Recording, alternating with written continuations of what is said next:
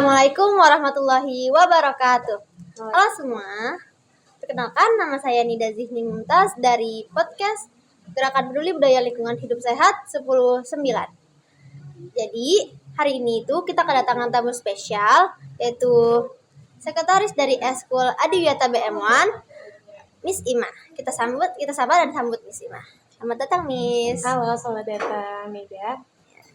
Nah, jadi gimana kabarnya Miss yang ini? Hari ini I feel so good ya. How about you?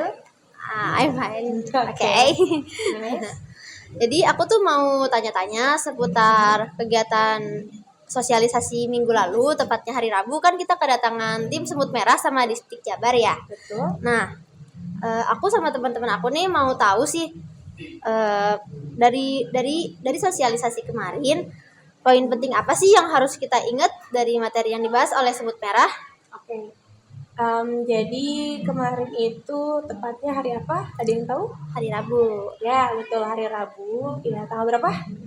Tanggal berapa ya? Tanggal 14. Iya, tanggal 14 Mei ya 2005. Ya, kita menjadi salah satu sekolah ya yang terpilih. Ya. Menjadi salah satu sekolah yang terpilih yang mendapatkan namanya semacam CSR atau Corporate Social Responsibility dari tim Coca-Cola Europe ya. Mereka itu bekerja sama dengan yayasan itu Semut Merah, yang dimana Semut Merah ini mengedukasi atau mensosialisasikan tentang pengelolaan sampah gitu.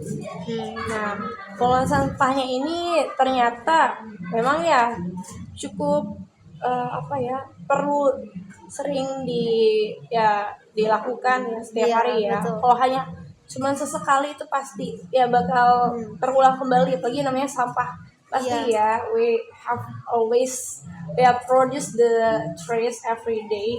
Apapun itu pasti ya, sampah tuh gak akan habis, gak bisa dihilangkan, sampah tuh gak bisa dijauhkan. Ya pasti ya, we have to make a friend. Mau gak mau kita harus berteman. Gimana caranya kita itu berteman? Oke, ada 3 tahapannya. Gimana caranya kita berteman dengan sampah? Gak suka sih Miss berteman dengan sampah. Iya, teman dengan sampah susah nggak? Kamu suka nggak? Susah, nggak suka sih bau gitu bau, kan. ya. Padahal kita bisa dapat banyak manfaat dari pengelolaan sampah. Pertama, ya you know that ya, pertama mengklasifikasikan dulu sampahnya ya. Sampah itu terdiri dari berapa macam? 3. Oke, ya 3 macam, yaitu organik, non-organik, dan 1 residu. Ya. Oke, kita mendapatkan alat ya, tempat sampah itu ya, yang tadi bisa diklasifikasikan 3 tadi, organik, non-organik, dan residu. Nah, organik ini mau nggak mau nih, sekarang kan sudah banyak juga ya sampah-sampah seperti daun, nah lalu makanan yang tersisa. Ini susah yang namanya didaur ulang. Tuh, bingung mau daur ulangnya gimana, ternyata banyak banget loh. Nah, kalau yang organik ini ya mungkin kita harus dipilah dulu nih. Itu sampah kering apa sampah basah? Iya, betul. Ya. Oke. Sampah organik itu berarti yang sampah yang dapat terurai dengan secara alami. Iya. Ada penguraian, ada zat alami sendiri ya. Kalau yang non organik berarti yang tidak bisa diurai. Ya, betul. Tidak bisa terjadi secara penguraian secara alami. Kalau yang residu ini sulit untuk diurai dan tidak boleh terkontaminasi dengan sampah yang tidak boleh terkontaminasi ya, Miss. Gitu. Oke. Cukup jelas dari penjelasan Miss Ima. Aku mau nanya pertanyaan kedua. Tadi kan kita udah ngebahas jenis-jenis sampahnya ya. Nah, kalau menurut Miss, seberapa penting kegiatan workshop seperti minggu lalu untuk mendukung kegiatan kebersihan di lingkungan sekolah? Oke, sangat penting banget ya, karena peranannya dalam pengelolaan sampah itu memang menunjang ya untuk sekolah kita, apalagi kita sudah mendapatkan yang pendidikan tadi Adiwiyata ya. So we don't have got the just Nobel, but we have to make the adapt ya, just make it the real in your brain ya, benar-benar kalau bahasa saya lebih ya jadi diri sendirilah. Memang kalau you care with the environment ya pasti benar-benar gimana sih ya, kalau jaga alam ya pasti alam jaga kita. Iya, itu. Iya, yang tadi tadi ya, karena sekarang sulit generasi Gen Z ini, Gen Alpha ini susah banget di edukasi lingkungan ya. Maka kita perlu campaign lagi mengedukasi tentang lingkungan tadi ya. Nah, yang misi masa ini temukan nih sekarang nih sampah, apalagi sekarang sampahnya itu mungkin ada juga pengaruh mungkin dari MBG juga ya. Iya, Karena betul. anak-anak kan bingung ya mau Iya. buang sampah. Dari buah-buahan itu kayak gimana atau apa, kayak kulit pisang, kulit jeruk. Padahal kalau misalkan kita udah habis makan, kita bisa tuh disimpan di tempat sampah yang Udah ada labelnya, organik. iya. Betul. Ada Sisa-sisa labelnya. makanan deh, sampah-sampah daun itu simpannya organik. Udah itu ada cukup deh per kelas. Nah, setelah itu sampah daunnya ini, misal nih dia nggak kehujanan, nah kita simpan ke dalam decomposter. Nah, kemarin ya semut merah itu dan ya CCF itu, ya. nah memberikan alat decomposter juga. Oh. Nah, alat decomposternya ini adalah alat yang dimana bisa mengurai yang tadi sampah-sampah organik itu ya menjadi sebuah kompos. Oh, jadi kompos. Jadi yang tahapan dalam membuat decomposer itu ya kita mencari dulu nih daun-daun kering nih, atau misalkan ada daun besar nih ya mau nggak mau kita harus cincang dulu atau cacah dulu ya. Terlalu besar. Bukan cincang sih makanan ya, cacah dulu daunnya sampai kecil-kecil. Kemudian lalu kita campurkan dengan larutan yang namanya E4. Apa sih kira-kira E4? Kamu nggak E4 itu apa? E4 aku lupa deh apa ya. Oke, mungkin kalau belajar biologi nanti paham ya, E4 itu adalah sebuah cairan yang dimana itu bisa mengurai, zatnya itu bisa mengurai si sampah tersebut secara organik ya. Oke, sudah dicincang daun kering, dikasih cairan tersebut, disemprot-semprot ya. Oke, kemudian lalu dicampurkan lagi kembali dengan sampah yang kulit pisang. Ya, lalu dibasahi kembali agak lembab. Nah, kemudian campurkan lagi seterusnya sampai tempat sampahnya itu di komposternya itu penuh. Nah, lalu diendapkan selama 3 minggu. Nah, itu hasilnya akan bagus menjadi kompos. Tuh. Kalau misalnya nih Miss, aku nanya, kalau misalnya M4 itu kan kita harus beli ya. Kalau misalnya nggak beli gitu pakai M4 gimana Miss? Kalau misalkan ya saran masing-masing mau nggak mau sih harus beli ya, karena kan itu alatnya lah. Iya. Jadi cairannya itu yang bisa mengurai sampah-sampah tersebut. Gitu. Ya.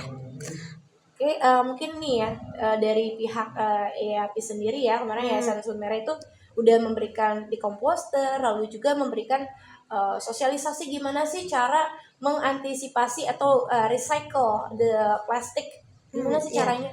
Bingung nggak, di rumah kamu banyak sampah nggak plastik? Banyak dong. Sampahnya apa aja misalnya kalau di rumah? Kalau selain sampah makanan ya dari kita hasil bekas masak, misalnya ada jajan-jajanan gitu kayak bekas jajan ciki gitu. Oke. Nah, kalau misalkan di sana ya sampah plastiknya itu nanti diurai kembali juga nih. Nah, sebelum diurai kembali diklasifikasikan. Maksudnya itu dibagi dalam kelompok-kelompoknya. Misal kayak sampah kemasan seperti bungkus kopi, bungkus susu atau apapun itu yang plastik-plastik gitu ya. Nah, itu kita bisa daur ulang, kita gunting-gunting ya, nggak bisa didaur ulang sih, bisa di recycle ya, di recycle, digunting sampai setipis-tipisnya, kemudian lalu kita masukkan ke dalam sebuah bag. Nah, bagnya itu mungkin bisa dipakai gitu. Boleh stop dulu? Stop dulu. Kalau dari sekolah nih Miss, ada nggak sih rencana buat ngadain kegiatan lanjutan atau implementasi dari hasil workshop ini? Okay, maybe I have already talked to you about the make the stress management ya. Nah, kalau kayak gitu mau nggak mau sih itu kayak sustainable, maksudnya berkelanjutan sih. Yang mau nggak mau harus sering kita gaungkan lah ya, apalagi masalah sampah. Kalau kitanya semakin ngapain sih ngebahas sampah ya, pasti gimana ya, maybe the environment will be angry with you atau Godnya will be angry with you ya. Ya, saran Miss Ima sih mungkin ya untuk ke depannya ya, ini mah inisiatif dari Miss Ima ya, kalau yang lain seperti apa. Kalau Miss Ima sendiri sih pengennya sih siswa-siswa ini sadar pentingnya peranan sampah buat kehidupan orang banyak. Kenapa?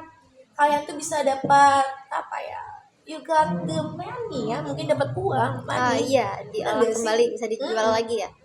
Apalagi yang tadi misalnya bilang kalau plastik kemasan itu bisa dibikin yang tadi Iya. bantal dari plastik Iya. kemudian juga bisa juga atau kertas nih, misalnya ada kertas-kertas yang udah nggak pakai, buku-buku yang nggak pakai, bisa juga kita dibuatkan, ya jangan langsung dibuang, mau jual aja ke pengepul, malah itu nggak menambah nilai ekonomis gitu buat barang tersebut. Kenapa? Karena si barang tersebut jadi ya decrease, jadi nggak worth it gitu untuk dipakai.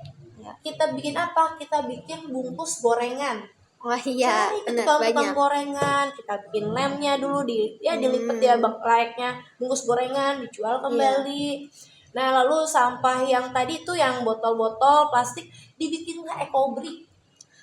Ekobrik tuh gimana tuh, Miss? Nah, kalau ekobrik ini, jadi misalnya nih, bingung nih punya sampah-sampah plastik atau kresek, kadang kita bingung kan mau mau ngapain gitu sama sampah plastik, saking kebanyakan kita menggunakan sampah plastik ya, kresek, kantong kresek lah. Ya udah, sampah kantong kreseknya itu sendiri kita masukkan ke dalam sebuah botol. Nah, kemudian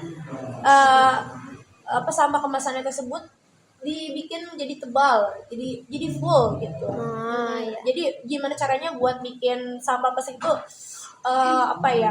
terisi penuh gitu botolnya.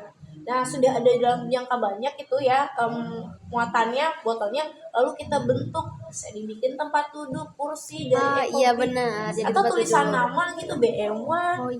Iya. Itu banyak manfaatnya. Itu lebih besar ya, jadi lebih Nah, kalau misalkan sendiri ya, kalau di luar negeri mungkin bisa dijadiin kayak rumah malah. Dari ekobrik bener kayak Lego sendiri. iya, gitu. bisa.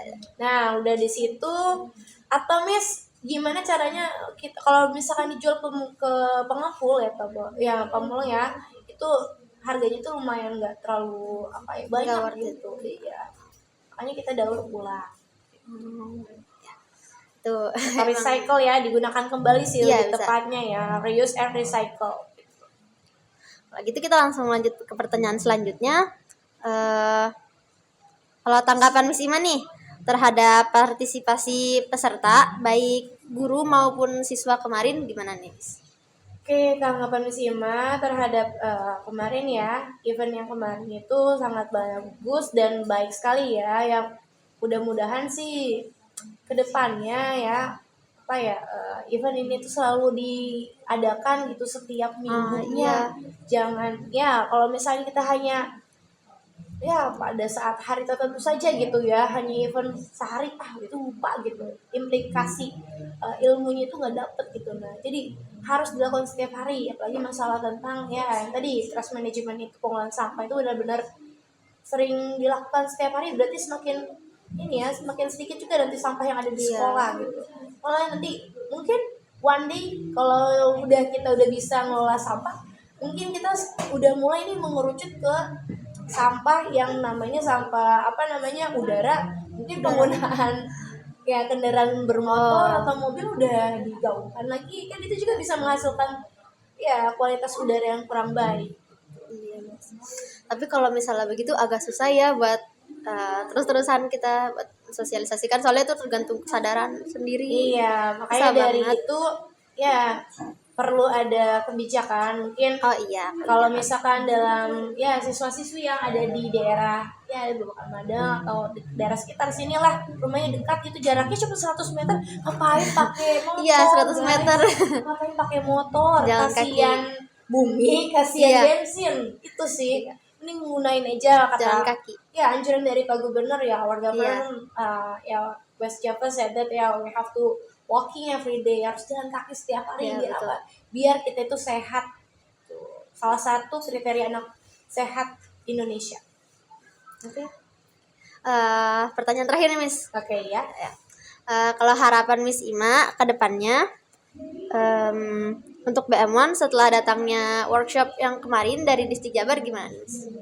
Harapan Miss Ima dari Distrik Jabar, dari Yayasan Semut Merah collab dengan CCIV, yang mudah-mudahan kedepannya mungkin BM1 lebih lebih care lagi sama environment-nya, Gak hanya di tertentu, ya sering digaungkan kembali mungkin kampanye tentang kesehatan yang dari mulai deh, yang dari dini dulu deh, yang mengklasifikasikan sampah dari per kelas. Coba setiap kelas udah bisa milahin sampah organik, anorganik, sama sampah residu. Oh iya, misalnya tadi belum sebutin ya sampah residu itu apa. Iya. Oke, Itu sampah berbahaya residu sih. tuh ya sebenarnya. Oke, mungkin kalau sampah residu ini adalah sampah yang kalian sering lakukan ya untuk yang kaum perempuan nih. Pertama, you know that you get the period. Ya. Ya, Ya, ya. every month you got the Ya, every period, month. you produce the sampah residu. Ah, Kenapa? Ya, residu. popok, pampers, ya, Oh. pembalut itu adalah sampah residu. How about the medicine? Itu juga sampah residu. Lalu Miss autan, wipol, ya maksudnya yang berbau yang ada Menyengat, zat-zat ada kimia itu adalah parfumnya. sampah residu. Itu tuh harus disimpan di tempat yang aman, jangan digabung dengan sampah yang lain, bisa terkontaminasi. Itu sangat yang berbahaya loh. Kasian loh, misal nih kamu nyimpan sampah residu, misal kayak nyimpan paku gitu ya, paku-paku yang udah karatan. Iya.